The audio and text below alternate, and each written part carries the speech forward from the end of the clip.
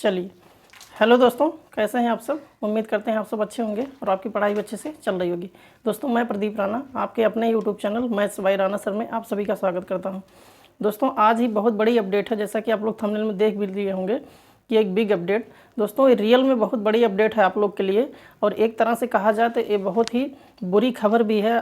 जैसा कि आप लोग यहाँ पे ऊपर देख रहे होंगे, थंबनेल में भी देख लिए होंगे, बीपीएससी टीआरई 2.0 के बारे में आज हम बात करने वाले हैं।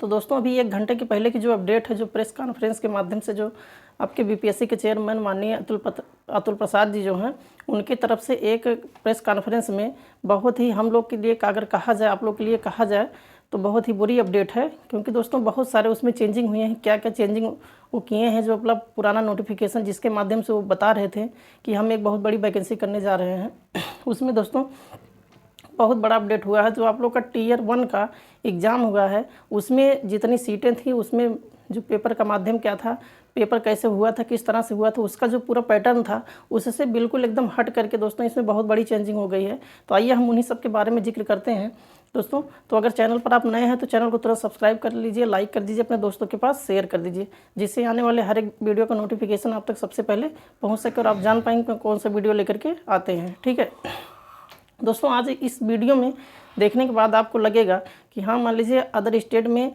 तो लोग जो है कहते कुछ हैं और करते कुछ है, लेकिन दोस्तों यहाँ बीपीएससी भी बहुत बड़ी चेंजिंग आप लोग के साथ कर दी है। जैसे कुछ समय पहले वहाँ के जो गवर्नमेंट थे, माननीय तेजस्वी यादव जी और नीतीश कुमार जी, उनके साथ साथ जो बीपीएससी के चेयरमैन थे, सब लोग मिल करके एक जो है एक पेपर में कटिंग भी निकला था कि हाँ, लगभग 1 लाख प्लस वैकेंसी हम देने वाले हैं, इतने पद, मैक्सिमम पद, बहुत भारी जो है भर्ती निकलने वाली है। लेकिन दोस्तों, आज के प्रेस कॉन्फ्रेंस में अगर देखा जाए तो बहुत बड़ा बदलाव हुआ। बदलाव क्या हुआ, तो आइए हम इस वीडियो में यहाँ पे कुछ देखते हैं, जिक्र करते हैं। तो आइए यहाँ पे वीडियो के अंत तक बने रहिएगा दोस्तों। उम्मीद करते हैं हर एक पॉइंट अच्छे से समझ में आएगा आप लोग को। और इसमें जो है प्रेस कॉन्फ्रेंस के माध्यम से उन्होंने सीटेट के बारे में क्या कहा है, तो उन सब के बारे में हम इस वीडियो में बताएंगे कि सीटेट अपेयरिंग वाले हैं कि नहीं है। जैसा कि आप लोग जान रहे हैं कि सीटेट का जो है फॉर्म भी आ गया है, तो सीटेट अपेयरिंग इसमें होगा कि नहीं होगा। जैसे कि टीयर फर्स्ट जो था उसमें सीटेट अपेयरिंग वालों को लिया गया था, लेकिन इसमें क्या कैसे क्या प्रोसेस है, तो आइए हम देखते हैं। पूरा डिटेल में हम यहाँ पे बताएंगे आप लोग को, तो वीडियो के अंत तक बने रहिएगा दोस्तों। आइए फटाफट देखते हैं। तो यहाँ देखिए, सबसे पहले ये बीपीएससी शिक्षक भर्ती 2.0 यानी जो टीयर सेकंड है आप लोग का, उसमें कितने पद हैं।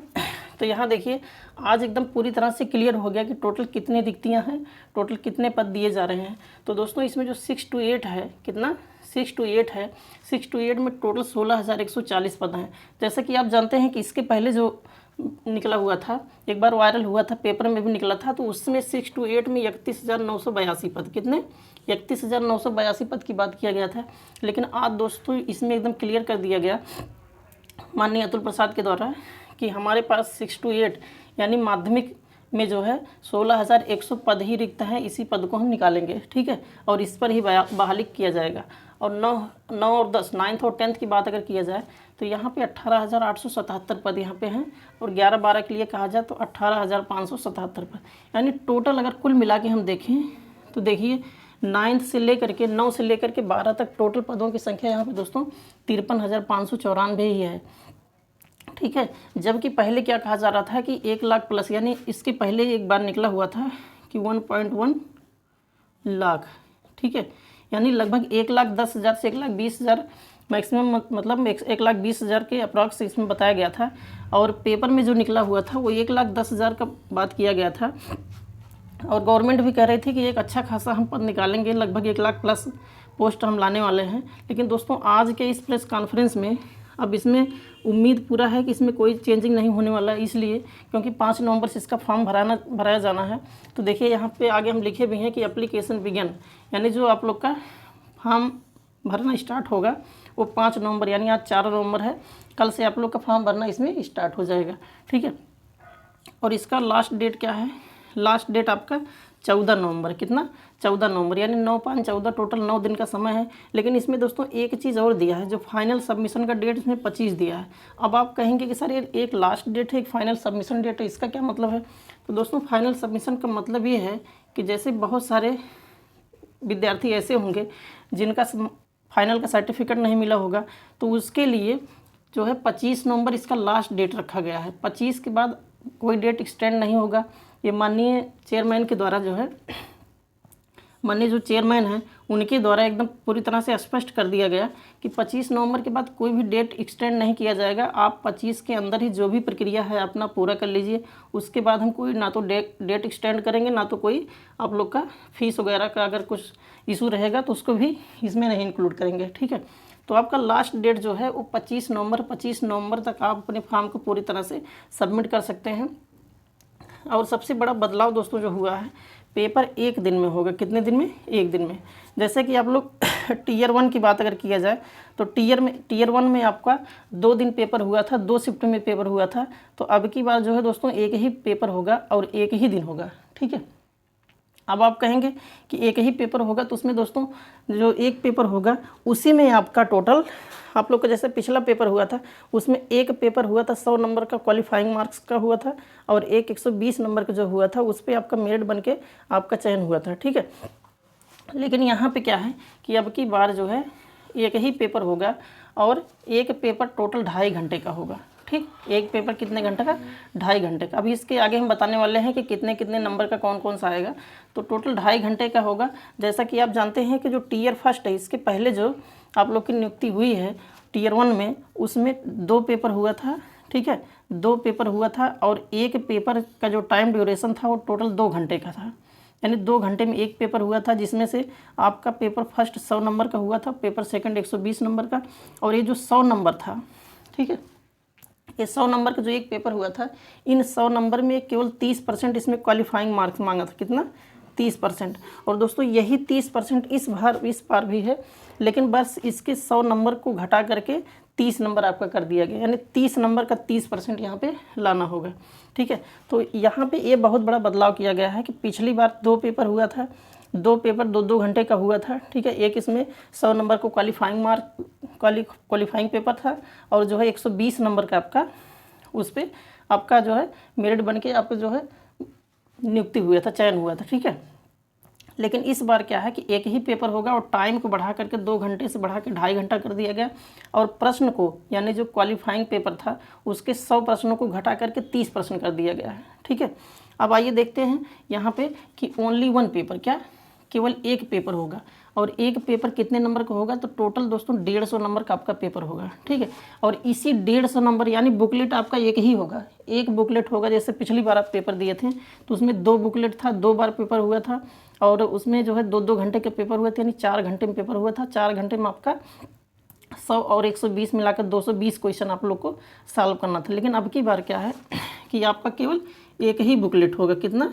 एक ही बुकलेट होगा। एक ही बुकलेट में आपका 150 क्वेश्चन रहेगा और 150 नंबर का होगा। ठीक है, और उसमें 30 नंबर आपका ये क्वालिफाइंग पेपर होगा, क्वालिफाइंग मार्क्स का होगा, यानी इसको हम कह सकते हैं भाग 1।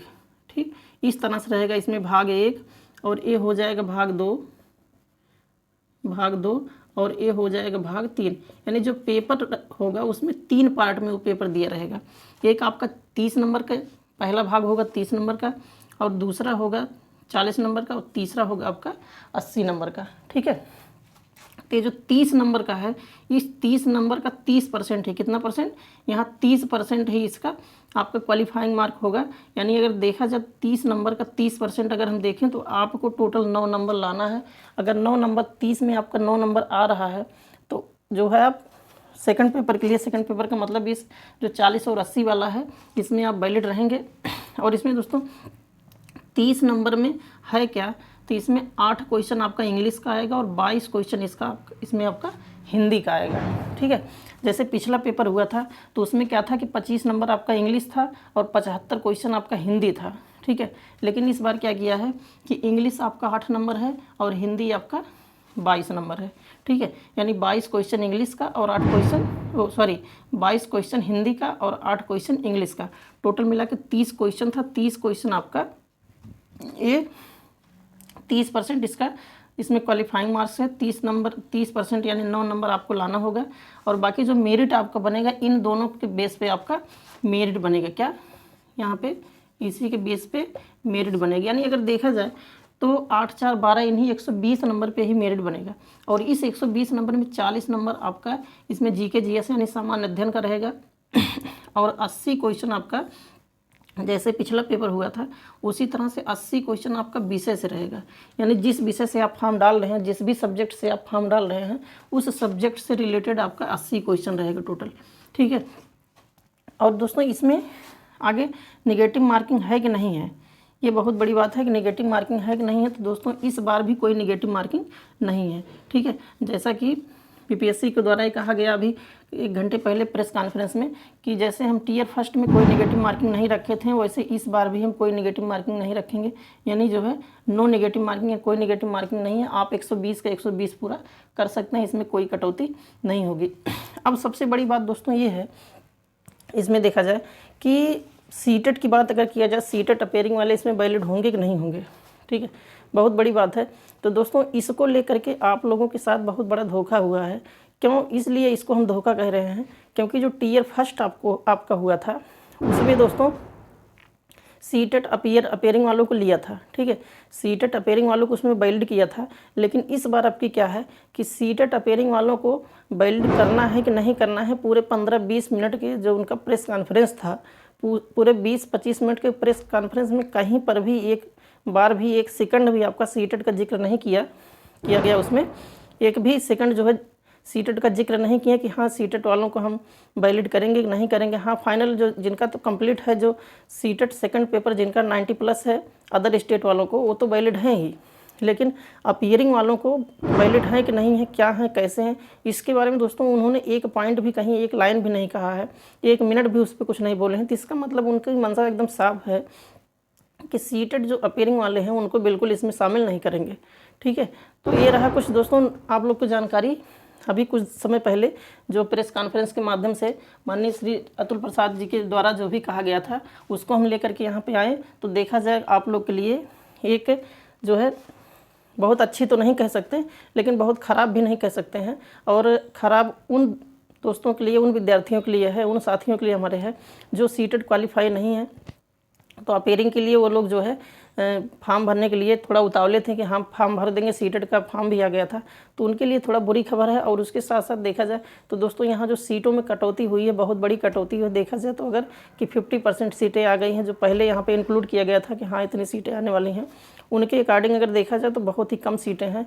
तो इसके बारे में आप लोग को क्या कहना है, आप लोग का राय क्या है, नीचे कमेंट बॉक्स में कमेंट करके बताइएगा कि हाँ सर इसमें ऐसे होना चाहिए।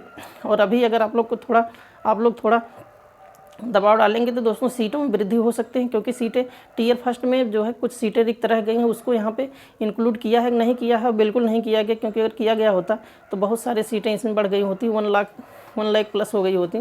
तो इसके बारे में आप लोग को राय क्या है दोस्तों, नीचे कमेंट बॉक्स में कमेंट करके ज़रूर बताइएगा कि हाँ सर इसमें ये होना चाहिए, सीटों में वृद्धि होनी चाहिए कि नहीं होनी चाहिए। तो ये छोटी सी जानकारी थी दोस्तों आप लोग को जो बताना था। तो चलिए आज की वीडियो में इतना ही, मिलते हैं किसी नेक्स्ट वीडियो में किसी नेक्स्ट कॉन्सेप्ट के साथ। और आप लोग की कोई क्वेरी हो तो नीचे कमेंट बॉक्स में कमेंट करके ज़रूर बताइएगा, ठीक है। तो चलिए दोस्तों, अगर चैनल पर नए हैं तो आप चैनल को तुरंत सब्सक्राइब कर लीजिए, लाइक कर दीजिए और अपने दोस्तों के पास शेयर कर दीजिए, ठीक है। क्योंकि कोई भी इस तरह से बिग अपडेट रहता है, कोई भी नई जानकारी रहती है, हम सबसे पहले यहाँ पे अपने चैनल पर देने का प्रयास आप लोग को करते हैं, ठीक है। तो चलिए आइए आज की वीडियो में इतना ही, मिलते हैं किसी नेक्स्ट वीडियो में किसी नेक्स्ट कॉन्सेप्ट के साथ। तब तक के लिए जय हिंद।